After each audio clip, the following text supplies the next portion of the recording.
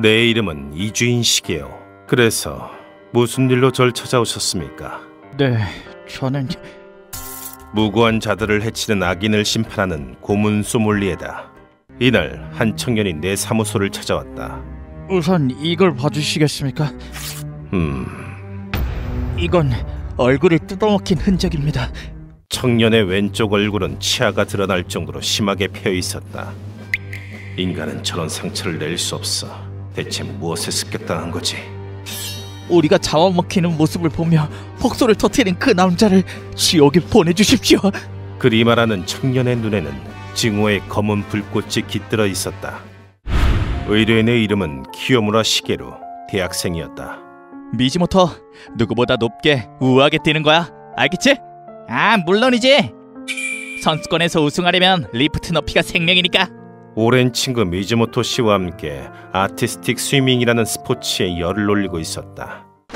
아티스틱 스위밍이란 음악에 맞춰 표현력을 뽐내는 수영 경기를 뜻한다.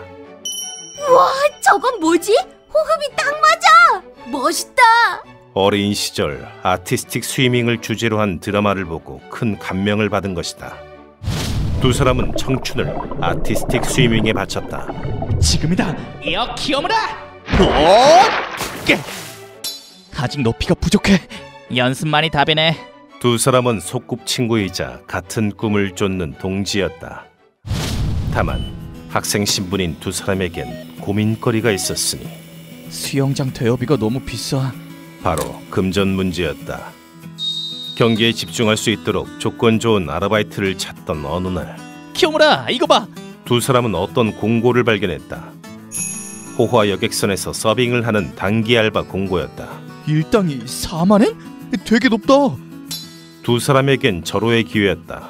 쉬는 시간엔 시설을 이용해도 된대. 너무 좋은데? 수영장에서 연습할 수 있겠다. 이것이 지옥으로 가는 입구인 줄은 꿈에도 모르고 두 사람은 보란듯이 알바생으로 채용되었다. 우리 말고도 많이 뽑혔네. 돈이 얼마나 많으면.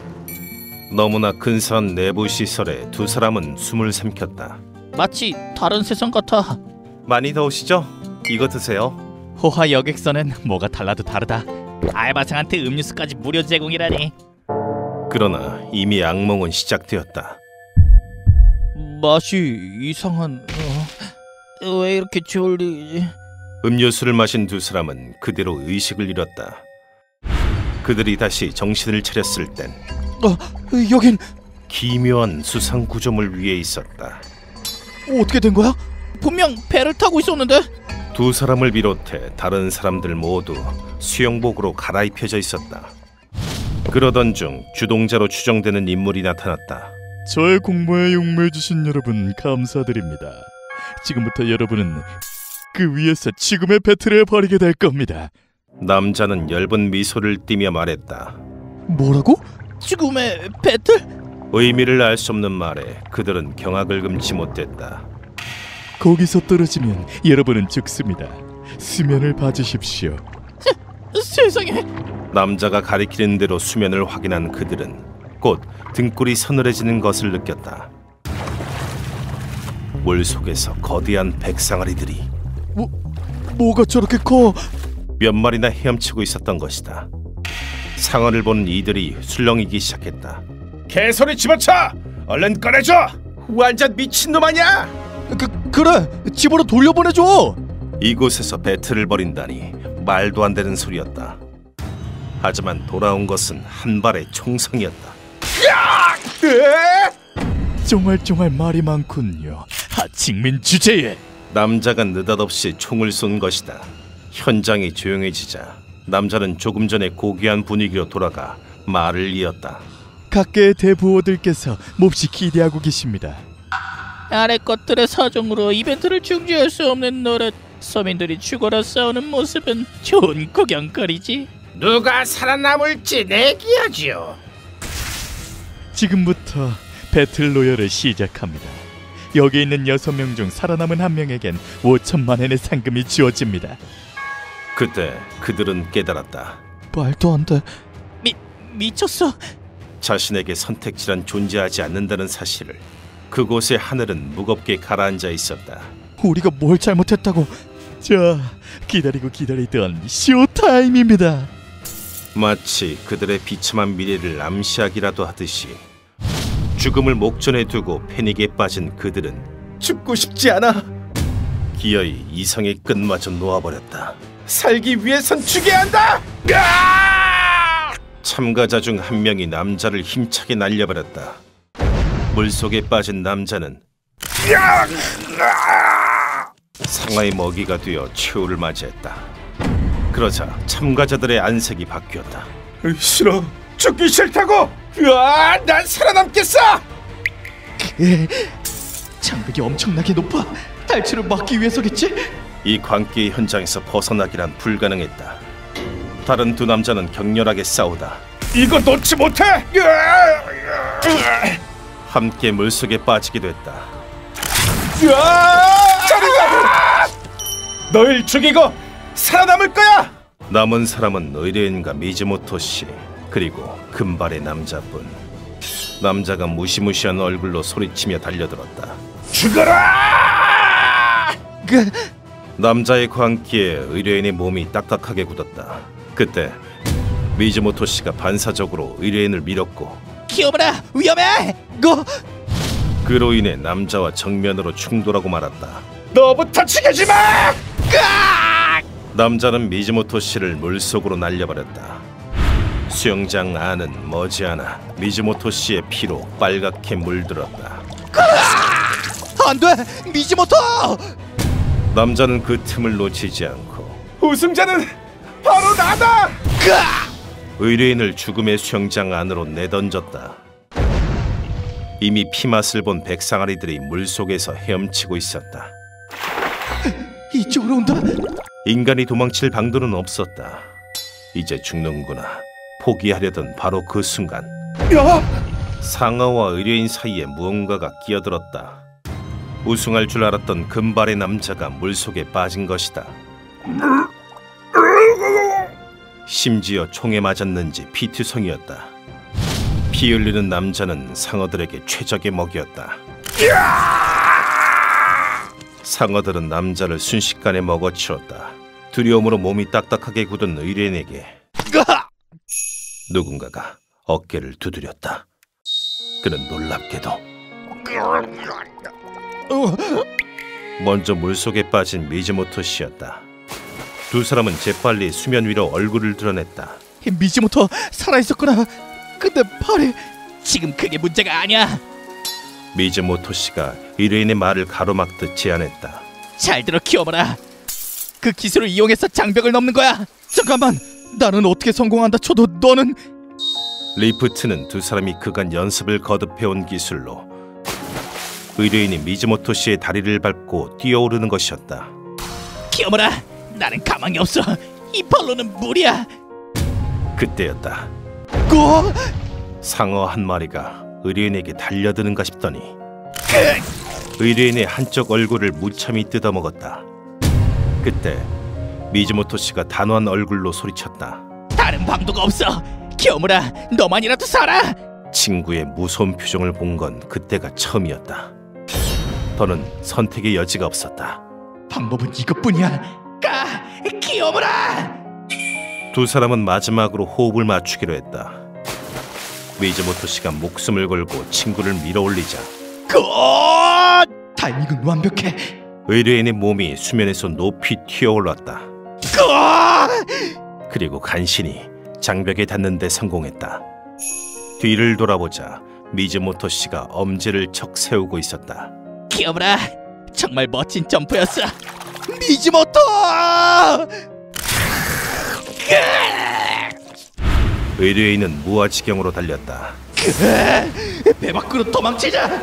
내리던 비는 어느덧 폭풍우가 되어 있었다. 놈들은 탈주자를 사살하려 했다. 탈주자다, 처리해라. 조준이? 그러나 폭풍으로 배가 흔들리는 바람에 조준이 흐트러졌다. 그중 몇 발은 의뢰인의 몸에 맞았다. 살아야 돼. 미즈모토의 목까지. 그러나 의뢰인은 굴하지 않고 바다에 몸을 던졌다. 거친 바다에 몸을 던지는 건 자살 행위나 다름없었지만 저기 봐, 사람이 쓰러져 있어. 살아있나? 의뢰인은 기적적으로 해변에 떠밀려왔다. 병원에서 정신을 차린 의뢰인은 경찰의 사정 청취를 받았다. 정말이라니까요? 현실적으로 믿기 어려운 얘기군. 경찰은 그의 말을 조금도 믿지 않는 눈치였다. 의뢰인은 직감으로 알았다.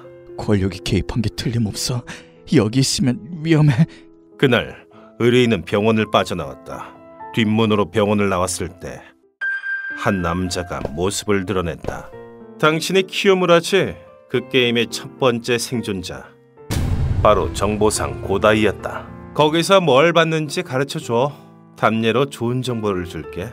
정보의 냄새를 맡고 그 앞에 나타난 것이다. 의뢰인은 지푸라기 잡는 심정으로 모든 진실을 털어놓았다. 얘기해줘서 고마워. 정말 충격적이야. 친구의 원수를 갖고 싶어요. 방법이 없을까요? 복수라. 그럼 내가 사람을 소개해줄게. 그 어떤 악인도 절대 놓치지 않는 지옥의 간수를. 그렇게 해서 나를 찾아오게 된 것이다. 모든 이야기를 마친 뒤 의뢰인이 바닥에 무릎을 꿇었다. 이렇게 부탁드립니다. 친구의 미즈모토의 원수를 갚아주십시오. 키요무라 씨. 우린 그냥 경기를 최선을 다하고 싶었을 뿐인데 미즈모토는 고작 스물이었어요. 그 젊은 친구가 절 지켜주려고 목숨까지 버렸다고요. 근데 그놈들은 사람 목숨을 구경거리로 취급했어요. 상어밥이 돼야 하는 건 우리가 아니라 그놈들이라고요. 의뢰인은 눈물을 흘리며 혼을 찢을 기세로 절규했다. 뻥 뚫린 그의 입에서 피가 끊임없이 흘렀다. 미즈모토는 제 눈앞에서 상어에게 잡아먹혔어요. 알겠습니다. 당신의 억울함은 제가 풀어드리겠습니다. 미즈모토, 너와 함께 큰 무대에 서고 싶었는데.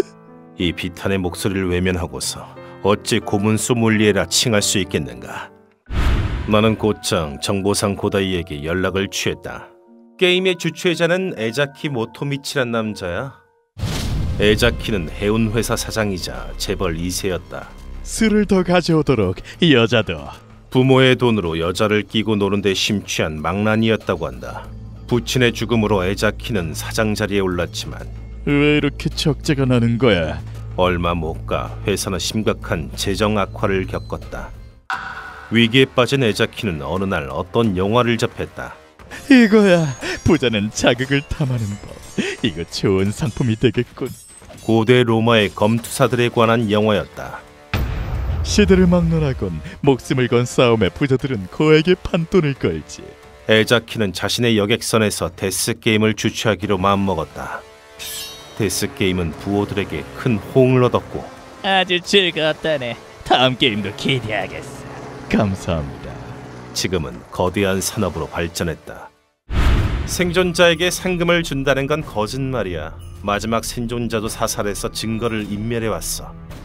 우리는 곧장 행동을 개시했다. 찾았다. 제가 선원이 되어 잠입할게요. 고다이의 정보를 토대로 구인 공고를 찾아냈다. 난 공고의 지원에 에자키의 선박에 침입했다. 와, 대단하네요. 음료수 한잔 하시죠. 멍청한 것. 물론 나는 음료수를 마시지 않았다. 자는 척을 했을 뿐이다. 그 후 우리는 의뢰인과 마찬가지로 뭐야 여긴? 아, 상어다! 데스게임이 펼쳐지는 무대로 발을 들였다. 하지만 내 목적은 다른 이들과 싸우는 것이 아니다. 미안, 용서해줘. 수영장에 들어가자 굶주린 상어가 곧장 내게로 다가왔다. 왔군. 그러나 내겐 사명이 있다. 상어 뱃속에 들어갈 수는 없는 노릇이다. 상어의 신경은 코 부분에 밀집되어 있다. 그 부분에 충격을 가하면 상어는 지레 겁을 먹는다. 움직임을 멈춘 상어의 등을 발판 삼아 나는 힘차게 점프했다. 그 결과 장벽에 닿는 데 성공했다. 탈취자다! 저 자식 처리한다. 놈들은 당황한 기색이 역력한 얼굴로 총을 꺼내들었다. 느려 터졌군.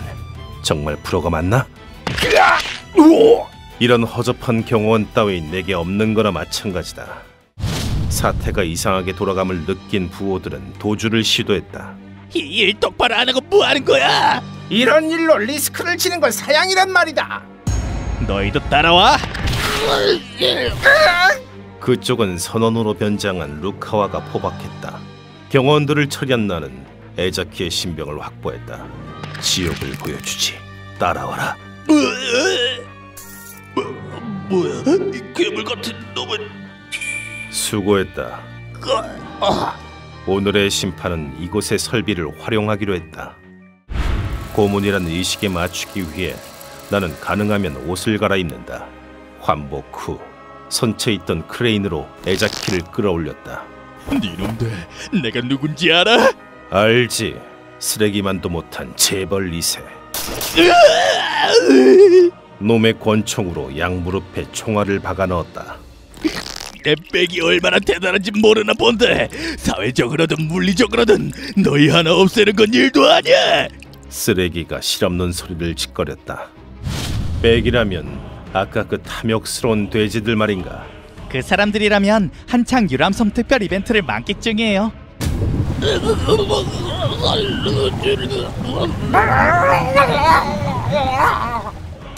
놈들이라면 루카와가 배 가판에 거꾸로 매달아 놓았다. 늘 그러했듯 나는 질문을 던진다. 너는 금전에 눈이 멀어 살인 게임을 벌였다. 그게 나쁜 짓이라는 걸 알고는 있나? 나쁜 짓? 서민 따위가 뭘 안다고 짓거려. 예로부터 부호들은 하층민의 죽음을 놀이로써 즐겨왔다. 내 시오는 무한의 가치를 가진 보물이야. 지금이 어느 시대라고 생각하는 것일까? 일단 이동시키지. 네, 저 인형 뽑기 잘해요. 잠깐만, 어디로 가는 거야? 루카와가 컨트롤러를 조작해 에자키를 어떤 곳에 내리기 시작했다. 데스게임의 무대, 상어가 우글거리는 수영장으로. 무릎을 쏜 이유는 피냄새로 상어를 유혹하기 위해서였다. 다리부터 서서히 뜯어먹히는 고통에 에자키가 추잡한 목소리로 절규했다. 어느 정도 다리를 뜯어먹게 한 뒤 한 번 크레인을 올렸다. 내 다리가... 반성은 좀 하셨나요? 반성합니다. 거짓말. 잠깐만.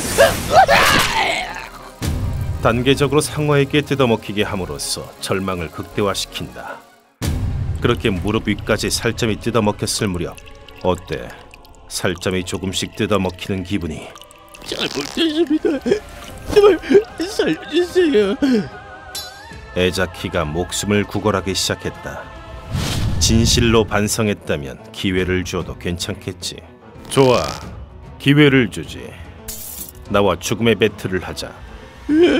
루카와 이동시켜. 잠시 후 우리는 데스게임용 수상 구조물로 이동했다. 덤벼봐라. 날 죽이면 용서해주지. 이건 하층민들이 아는 게임인데요. 심지어 다리도 없고. 1대1이면 많이 봐줬다. 시작해. 놈은 빛을 잃고 한층 두려움에 떨었다. 그런데 너 재산이 얼마나 되지? 5억엔 정도입니다. 가난한 자로구나. 나의 재산은 10경엔. 니놈은 하층민이렸다. 그때 의문의 대부호가 이런 말을 꺼내는 게 아닌가. 오, 일본 국가 예산의 1000배나 되다니 엄청난 부자시군요. 10경? 그런 사람이 어딨어? 자, 놈이 사랑하는 쇼타임을 시작해볼까. 어이 하층민, 이젠 네 차례다. 대보의 즐거움을 위해 한몸 희생하도록. 왜? 기회를 줬잖아. 날 이기면 용서해준다니까. 온몸의 뼈를 산산이 부수고 난 뒤에야 놈을 상어밥으로 던져주었다. 그 후 소형보트로 피해자들을 구출했다. 이 정도 거리면 문제없겠지. 자, 불꽃놀이를 시작해볼까. 그러나 한 가지 해야 할 일이 남아있었다. 아직 선내에 남은 부호들을 배와 함께 날려버리는 것이다. 다소 귀찮아지겠지만 이런 일이 또 있어서는 안 되니까. 자네 회수 비용과 청소 비용은 에자키의 회사가 되겠지. 이렇게 이번 의뢰는 마무리되었다. 의뢰인은 포기하지 않고 아티스틱 스위밍을 계속하고 있다. 미즈모토, 난 선수권 대회에서 우승할 거야. 지켜봐줘. 나는 믿는다. 그 가슴에 늘 친구가 함께하는 한 의뢰 있는 목표를 반드시 이루리라고. 휴먼버그 대학교에서는 어둠의 세계를 주제로 여러 가지 이야기를 소개하고 있습니다. 다른 영상도 꼭 한번 보시길.